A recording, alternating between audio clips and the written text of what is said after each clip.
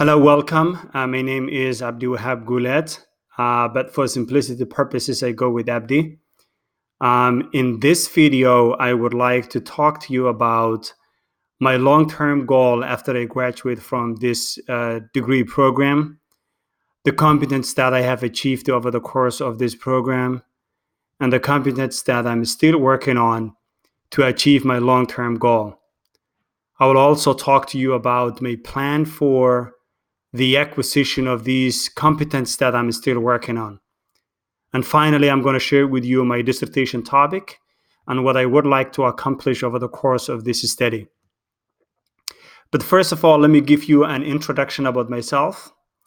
I graduated from a business school with a bachelor in business administration, and I have a master's in instructional technology from Sam Houston State University. And I'm currently a doctoral student in instructional systems design and technology at Sam Houston State University. Professionally, I have been in the training and development industry for over 12 years. I worked for different companies in different capacities. I have developed a variety of courses over the course of my career. I developed e-learning courses, blended courses, and traditional instructor-led courses. Currently, I work for a company called Saudi Aramco as a training and development specialist. Saudi Aramco is one of the largest oil and gas companies in the world with over 68,000 employees. So as a training and development specialist, my primary goal is to conduct a performance analysis for the employees, identify performance gaps, design and develop training programs that can respond to the needs of those employees and potentially can improve their productivity. Prior to coming to Saudi Aramco, I worked for a company called Management Concepts. Management Concept is one of the leading training organizations in Washington, D.C. area. I worked with them as a senior instructional designer. And my primary role was to lead a group of instructional designers to design and develop professional development training programs for our client. Mainly our client was federal agencies. And over the course of my career with Management Concepts, I have developed professional development training programs, whether they are e-learning courses, instructor-led courses, blended courses for different federal agencies. The agencies that I worked with include Department of Labor and the Library of Congress. With that being said,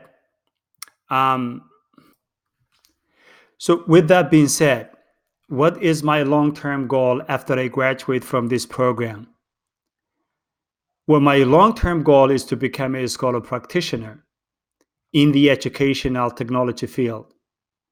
Being a scholar practitioner has two different parameters: scholarship and practice. So what is a scholarship? What does it mean to be a scholar?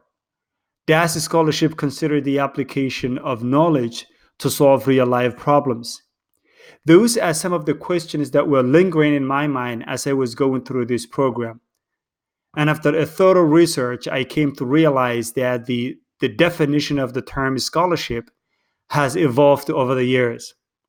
Researchers such as Classic 2000 explains that the definition of the term scholarship traditionally has two main components: teaching scholarship and research scholarship. But in 1999, when Ernest Boyard published his landmark book named as Scholarship Reconsidered, Priorities of the Professoriate, Boyard challenged in that book the idea of publish or perish, which dominated the landscape or the academic landscape for generations. And his argument created a paradigm shift in our understanding of scholarship in academia. So Boyer expanded the definition of scholarship by creating a model that has 5 different categories of scholarship. The first one is the scholarship of teaching, which focuses on building bridges between knowledge and understanding, which focuses on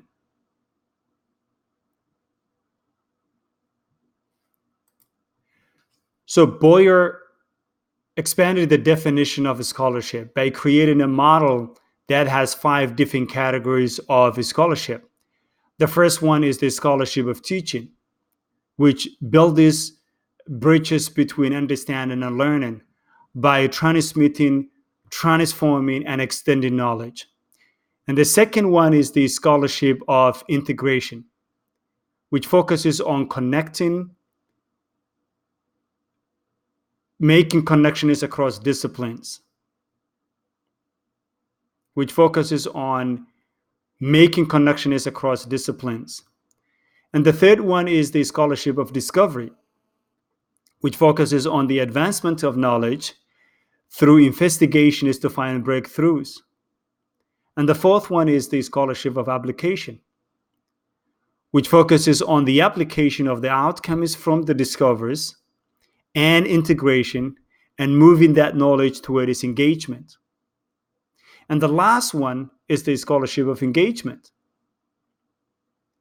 which focuses on making connections between the rich resources of the academic institutions and the pressing issues of the society that are present in our communities today. And this is what I will focus on as a scholar practitioner. So in short, the term scholarship refers to the application of systematic approaches to acquire new knowledge through intellectual inquiry. And then the knowledge and discoveries is then disseminated through publications, presentations, and professional practices to solve societal problems and improve quality of lives.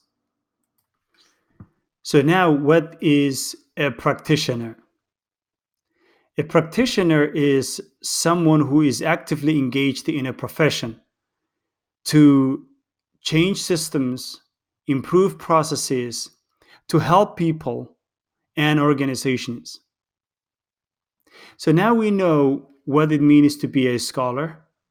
We also know what it means to be a practitioner. Now the question is, what is a scholar practitioner? A scholar practitioner is someone who uses the knowledge and discoveries that comes out from the scholarship to inform his or her actions in the real world. Is someone who connects the rich resources and knowledge in the academic institutions to solve the pressing issues in the society. So as a scholar practitioner, I would like to use the knowledge of a scholarship to create systems and processes that could improve the performance of individuals and organizations. So to achieve my long-term goal of becoming a scholar practitioner, it is necessary that I strengthen my scholarship skills and professional practices by setting up specific scholarship and professional goals. So my scholarship goals are to conduct original research that can contribute to the advancement of knowledge in the educational technology field. And my research area will be human performance technology, because I have a passion to understand how technology can improve learning performance, increase productivity, and enhance competencies. Currently, I'm working on a study by looking at how virtual reality can improve the learning performance of individuals with autism spectrum disorder. So my other scholarship goal is to share my knowledge and research discoveries with the world. And I will do so through presentations in academic and professional conferences. This will give me the opportunity to meet with different people, share my knowledge, share the knowledge, the research that I'm currently working on, learn what the others are the research that others are working on, and expand my professional network.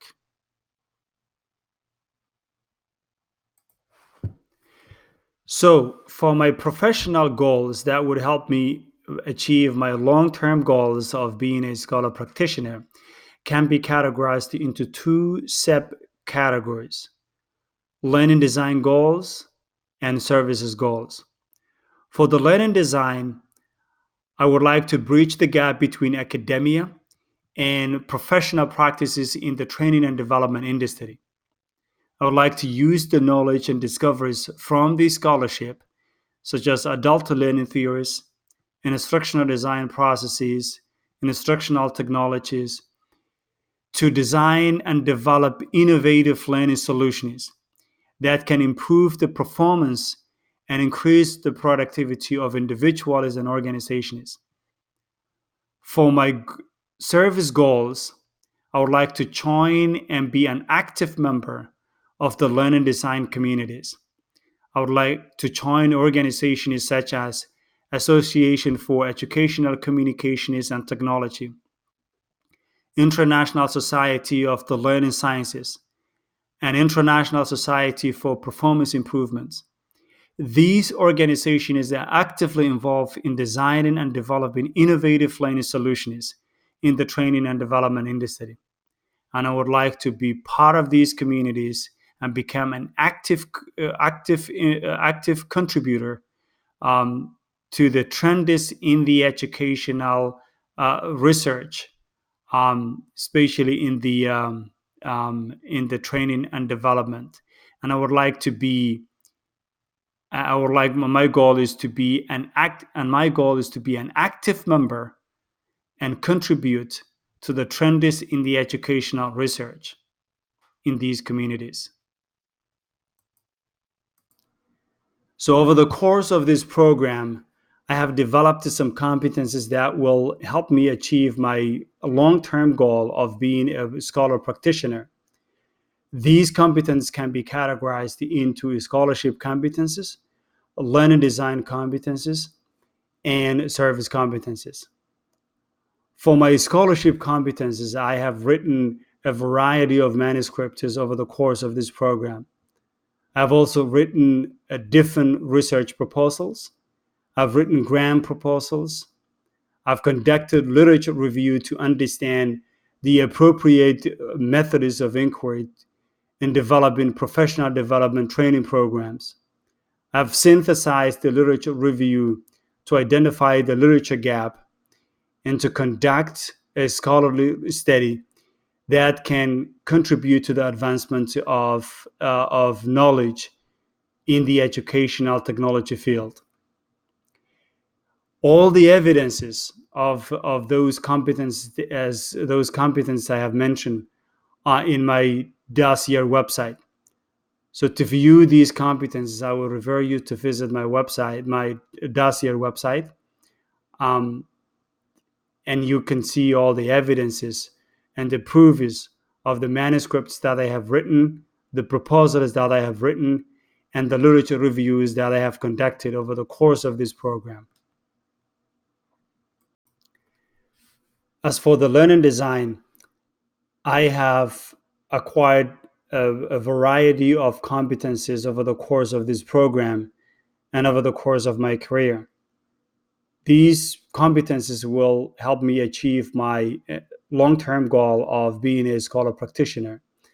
Some of the learning design competence that I have acquired over the years include that I have designed and developed state-of-the-art professional development training programs for different target audiences.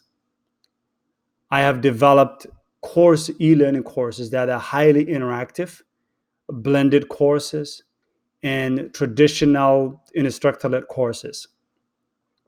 I've worked with subject matter experts from different technical subjects to transform technical information into highly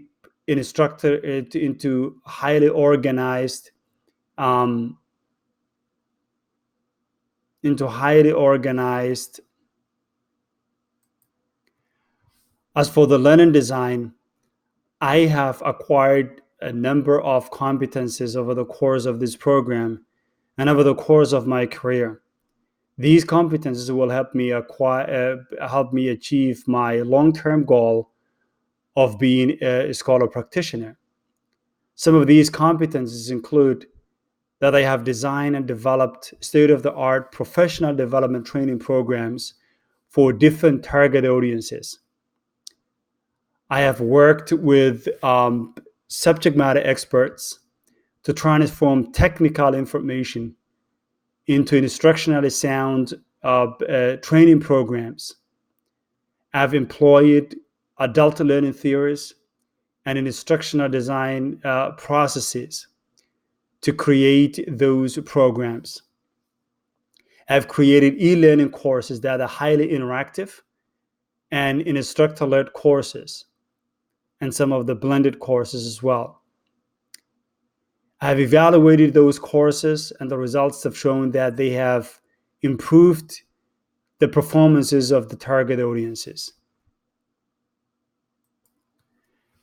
As for the services goals that I have achieved over the course of this program, I have created an academy called Manfor Academy.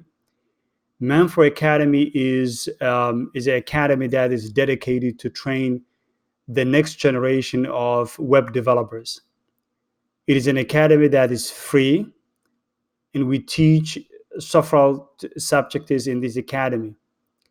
The subjects that I teach in this academy include HTML, CSS, and JavaScript. And we solely created this academy to teach the disadvantaged, the youth who wants to learn some technical language, such as web programming languages, such as HTML, CSS, and JavaScript. So some of the scholarship competence that I'm still working on include conducting an original research that can contribute to the knowledge to the advancement of knowledge in the educational technology.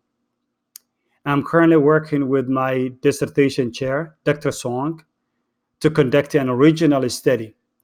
We are looking at how virtual reality can improve the imitation skills of children with autism spectrum disorders. My other goal in the scholarship skills is to present to international conferences. I haven't done so, but in the next 6 months, by June 2020, my plan is to present to at least 2 international conferences. So for the service competence that I'm still working on, I would like to join some of the academic journals as a reviewer. And in this role, I would like to deepen my understanding of the rigorous standards of the scientific journals. And I would like to also sharpen my peer review skills. So now let me talk to you about my dissertation topic. My dissertation topic is called Teaching Imitation Skills to Children with Autism Using Virtual Reality. The purpose of this research is to explore to the extent that virtual reality can improve the imitation skills of children under the autism spectrum disorder. Autism spectrum disorder is a neurodevelopmental disorder that affects the communication and social skills of individuals. It also causes restrictive and repetitive behaviors. Some of the children with severe autism spectrum disorder may also have some limited use of physical mobility.